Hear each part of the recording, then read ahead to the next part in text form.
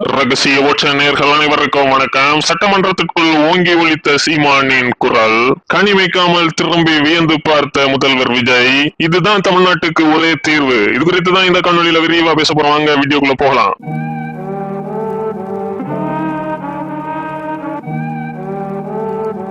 தமிழ்நாட்டு அரசியல் களத்தில் நாம் தமிழர் கட்சி எந்த ஒரு வகையிலையும் தவிர்க்க முடியாத ஒரு அரசியல் கட்சியாக ஒவ்வொரு நாளும் பரிணமித்துட்டு இருக்கு. அதுக்கு உதாரணமாக சீமான் அவர்கள் எப்போதும் மேடையில ஒரு விடயத்தை சொல்லுவாரு, நீ என்னைய வேணா தவிர்க்கலாம், நான் என்னுடைய அரசியலை தவிர்க்கவே முடியாது அப்படின்ட்டு. அது எந்த அளவுக்கு உண்மை அப்படிங்கிறத இன்றைய தினம் சட்டமன்ற நிகழ்வு நமக்கு உணர்த்திருக்குன்னு தான் சொல்லணும். ரொம்ப முக்கியமா பெரும்பாலும் நாம் தமிழர் தம்பிகளாலும் சரி, தமிழ் தேசியர்களாலும் சரி, ஏன் ஒட்டுமொத்த தமிழ்நாட்டு தமிழர்களாலையும் சரி, பெரிய அளவு வெறுக்கப்படக்கூடிய ஒரு அரசியல்வாதியாக தான் அம்மையார் பிரேமலதா அவர்கள் இருந்தாங்க. ஏன்னா அவருடைய தேர்தலுக்கு தேர்தல் மாறக்கூடிய அந்த கூட்டணியா இருக்கட்டும், கடைசியா திமுக போய் அவர்கள் சேர்ந்ததா இருக்கட்டும் அப்படின்ட்டு பெரும்பாலும் தமிழர்கள் பிரேமலதாவுக்கு எதிரான கருத்துக்களை தான் தொடர்ந்து சொல்லிட்டு இருப்பாங்க. ஆனா இன்றைய தினம் அம்மையார் பிரேமலதா அவர்கள் சட்டமன்றத்திற்குள் ஆட்சிய உரை அப்படிங்கிறது ஒரு வரலாற்று சிறப்பு மிக்க உரைன்னு சொல்லணும். அந்த அளவுக்கு சீமானே போய் சட்டமன்றத்திற்குள் என்ன பேசுவார் அப்படிங்கறத இன்றைய தினம் பிரேமலதா அம்மையார் பேசியிருந்தாங்க. தமிழ்நாட்டில இருந்து கொண்டு எப்போதுமே நமக்கு கேரளா தனி தரணும், ஆந்திரா தனி தரணும், கர்நாடகா தனி தரணும் அப்படிங்கிற ஒரு குரல் இருந்துட்டே இருக்கும். ஆனா சீமான் அவர்கள் தான் மேடை தோறும் நம்ம தமிழ்நாட்டிலேயே நமக்கு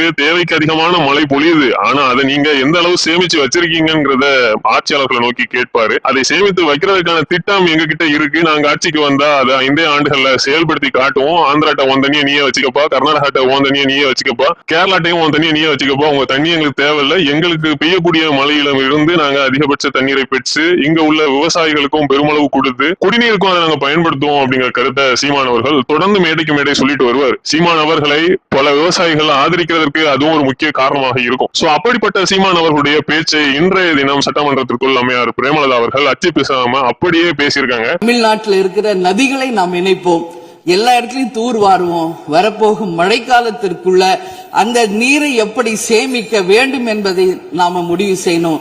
வீணாக கடல்ல போய் நீர்ல கலக்கிறது.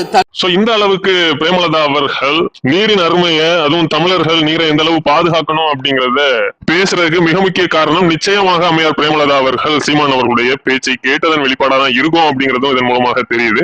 ஒரு நல்ல விடயத்தை, அதுவும் சீமான் அவர்களுடைய கருத்தை யார் சொன்னாலும் நம்ம வரவேற்கணும் அப்படிங்கிற நோக்கில இப்போ இது தமிழர்கள் மத்தியில மிகப்பெரிய ஒரு பாராட்டை பெற்றுட்டு வருது. முதல்வர் விஜய் இதை உன்னிப்பா கவனித்தார். இனி வரக்கூடிய நாட்கள்லயாவது தமிழ்நாட்டின் நீர்நிலைகளை எந்த அளவுக்கு தூர்வார முடியுமோ தூர்வாரி தமிழ்நாட்டுக்கு தேவையான நீரை தமிழர்கள் நாமளே சேமித்து வைக்கக்கூடிய வழிவகையை தமிழ்நாடு அரசு செய்யணும் அப்படிங்கிறது தான் அனைவரோட எதிர்பார்ப்பாகவும் இருக்கு. நன்றி, வணக்கம்.